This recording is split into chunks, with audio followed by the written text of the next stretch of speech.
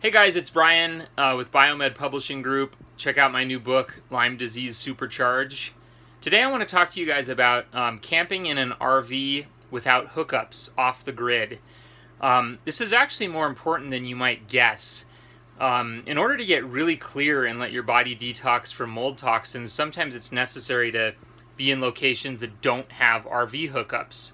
But by hookups, I mean water, sewer, and power. And I have found very few healing locations that do have hookups. So most of the time, you need to go to places without hookups. Or maybe you can have a power hookup or a water hookup, but the sewer is the worst one. And it really gives you a lot of freedom and flexibility to not need hookups at all. It is harder to do long term, but you should be able to do it pretty easily for a week or two, and even longer if you have the right setup. I have a wife and 3 kids, and we've camped a lot without hookups.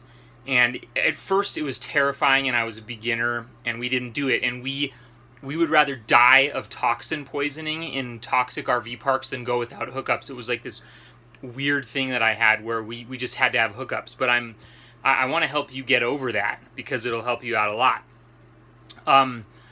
A lot of people do tent camping for mold avoidance, which is great. Camping in tents is excellent. It's cheap. You could throw your tents away if they become contaminated. You can throw your tents in the back of your car to check out places. I highly recommend tent camping.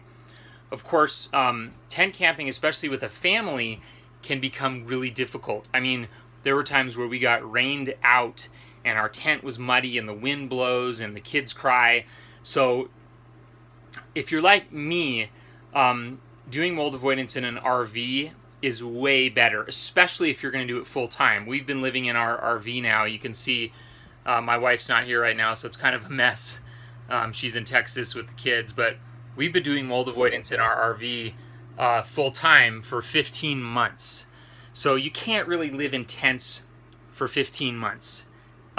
Maybe you can, but I can't. An RV provides a very secure, comfortable environment for having children and doing homeschool and getting my work done. I actually tried to live one summer without an RV and live in a tent and sleep in the back of my truck and do mold avoidance that way, and it was really hard. It was so hard that daily survival became such a chore that I really wasn't doing that much healing. I was just constantly fighting the elements. And so I don't really personally recommend doing mold avoidance in tents or living in a car long term. Maybe some people are different. If you're different, that's great. You're better than me. But I did it for a whole summer. I lived in the back of my truck.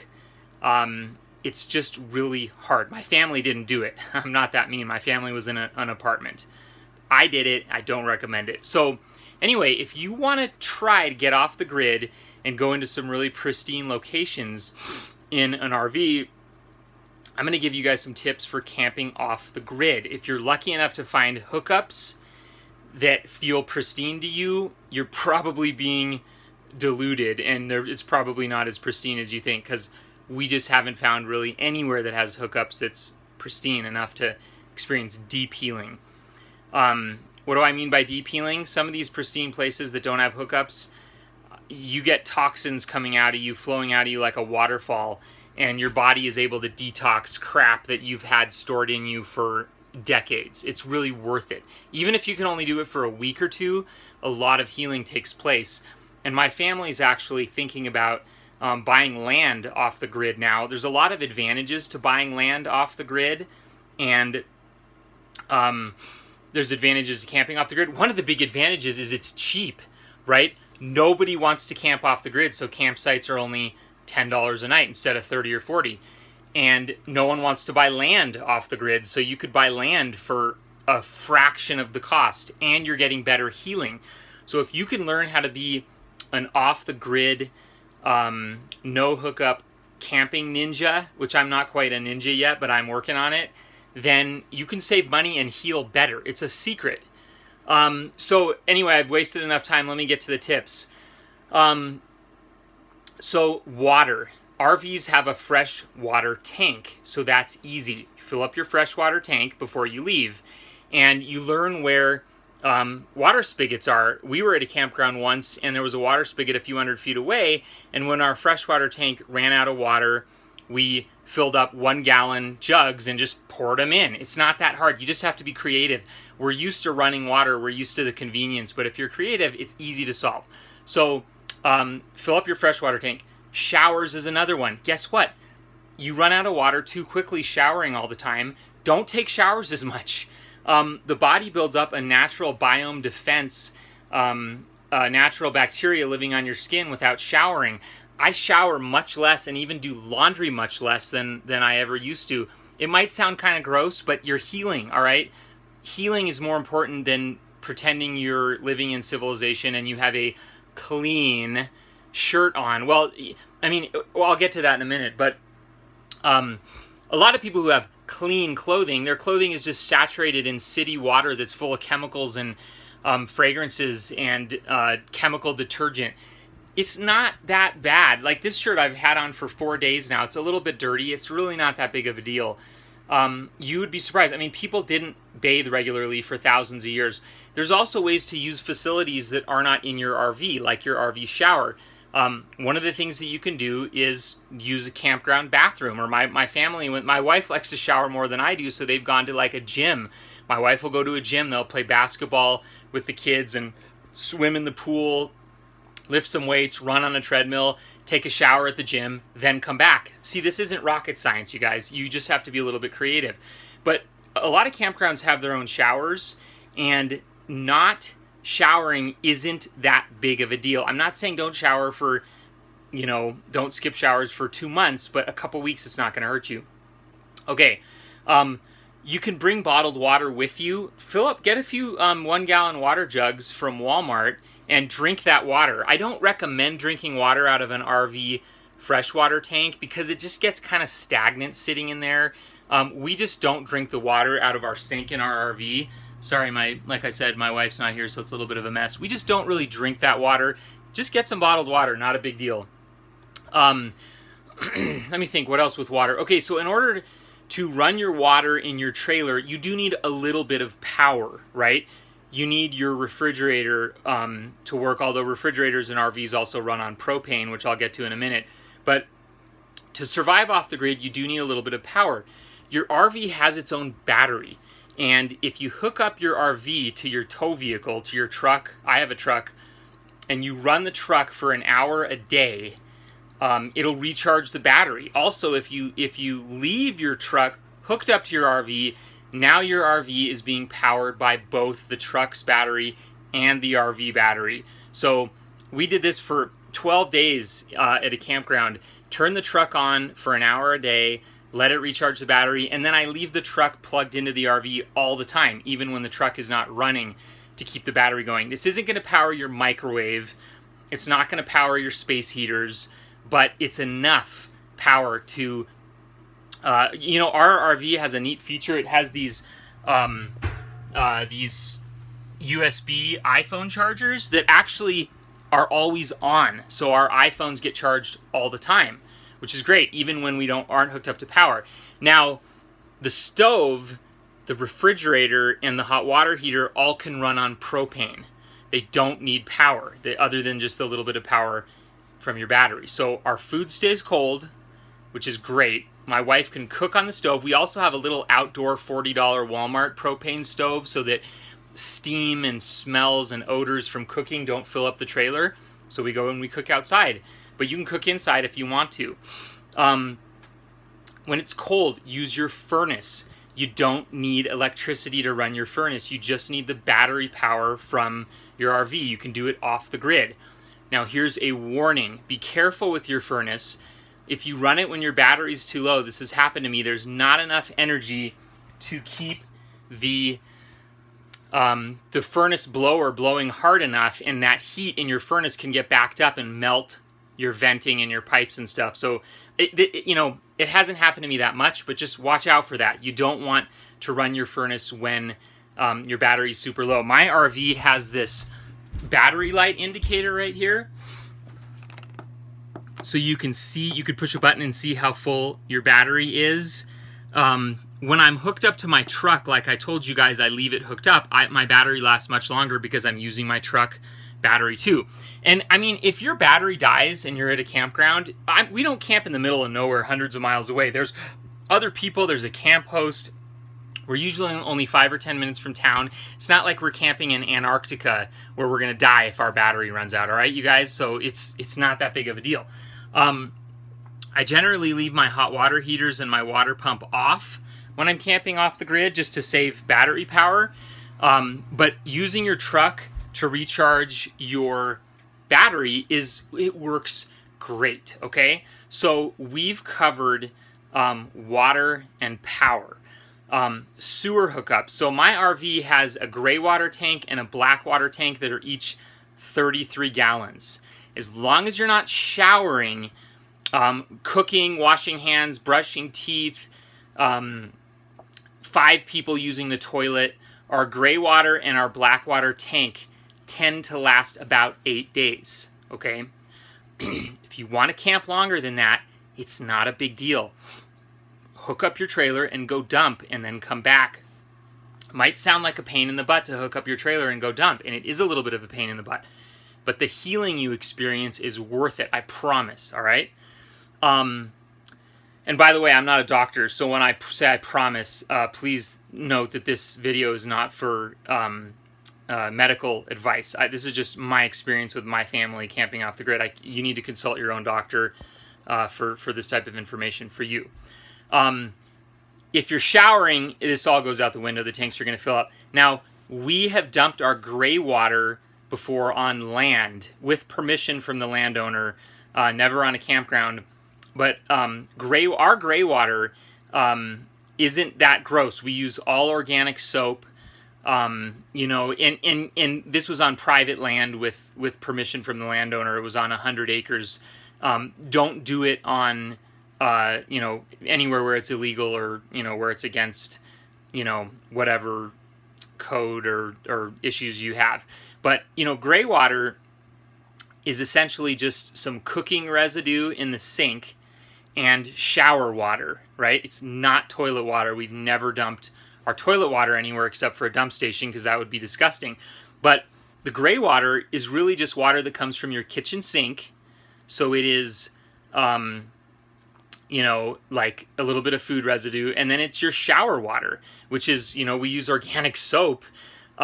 It's like bathing in a river or something. It's not bad for the environment. You know, if you're using chemicals and stuff, then I wouldn't do that. But if you're using organic soap, and we eat mostly organic food, so basically it's just organic soap, you know, residue from our bodies from showering, and a little bit of, you know, cooked vegetable juice that went down the drain. It's really not that bad.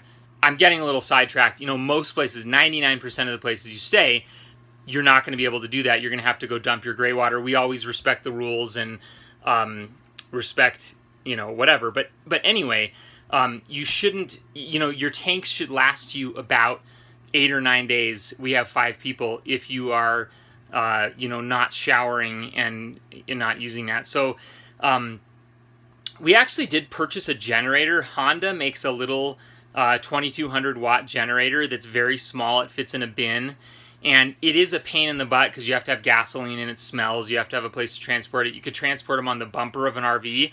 But for people just getting started, I don't want to discourage you from, you know, I wouldn't start with the generator. It's just too much of a headache unless you're kind of a gearhead. It's overwhelming for new mold avoiders. So forget about the generator. But you can camp off the grid. It's not that hard.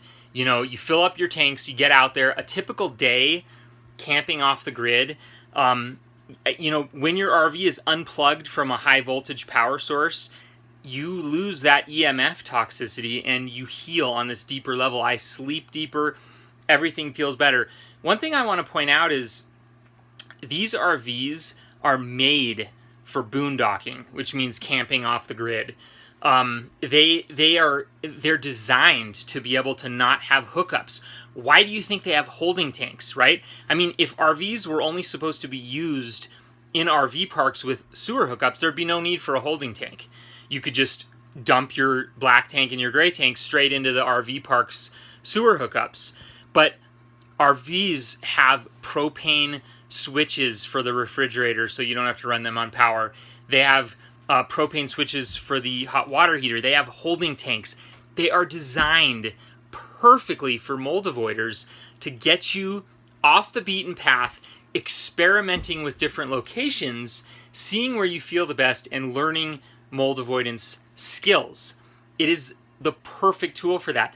So don't be like me and be afraid to go off the grid and be so addicted to hookups that you think you have to have them. That's the way I used to be. If it wasn't full hookups, I was terrified.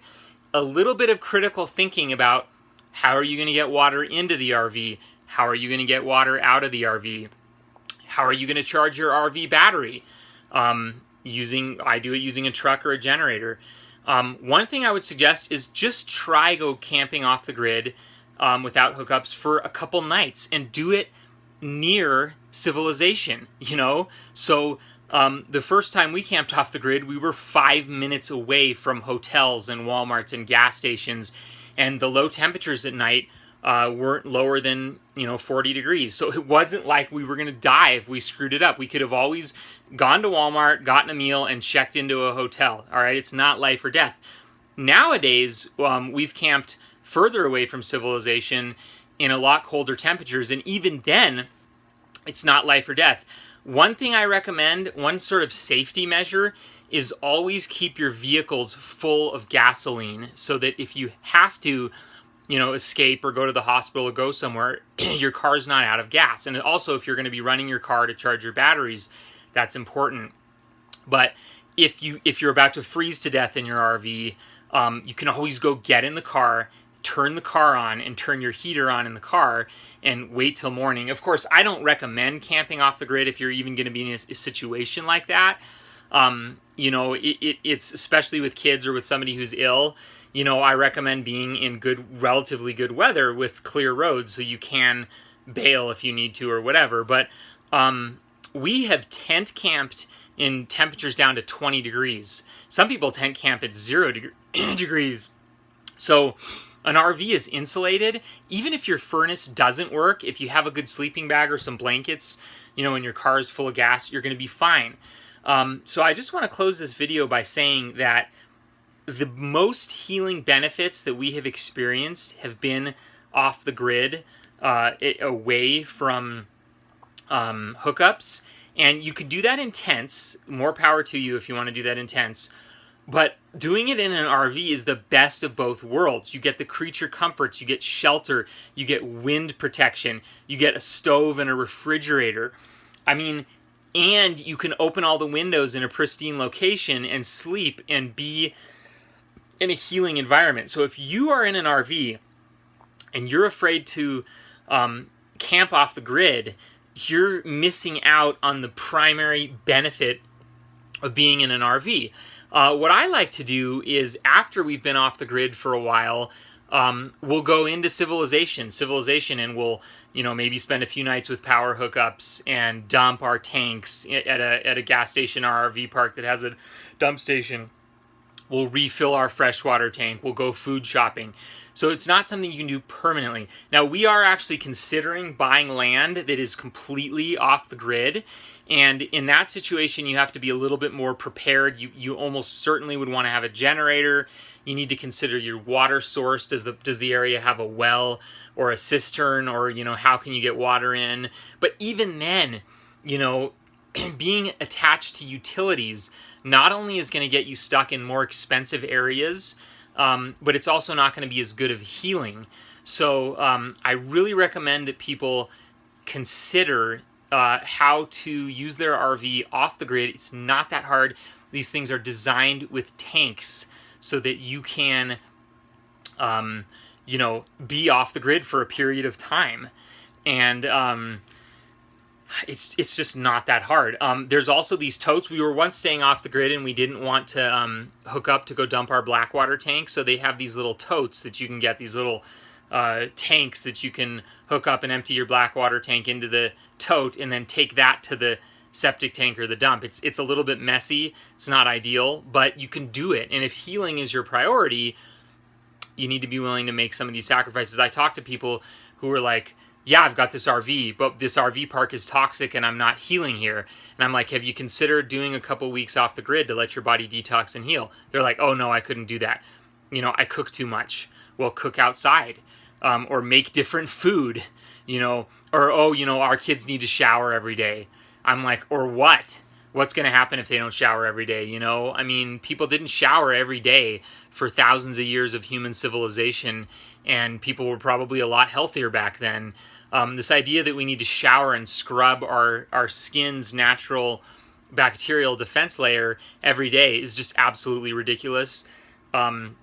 The jeans that I'm wearing now, I haven't washed in probably about 2 weeks. I do like to have clean underwear, but underwear is super easy to hand wash. Sometimes I'll take some underwear and I won't even put them in a bucket or anything. I'll just put a little bit of soap on them, hold the underwear underneath a spigot, and kind of squeeze it and massage it a little bit to get the soap in, and then rinse it under the spigot. It works just as good as regular washing. So there are just these hacks and tricks that you have to learn to be able to do this, to be able to get yourself off the grid a little bit.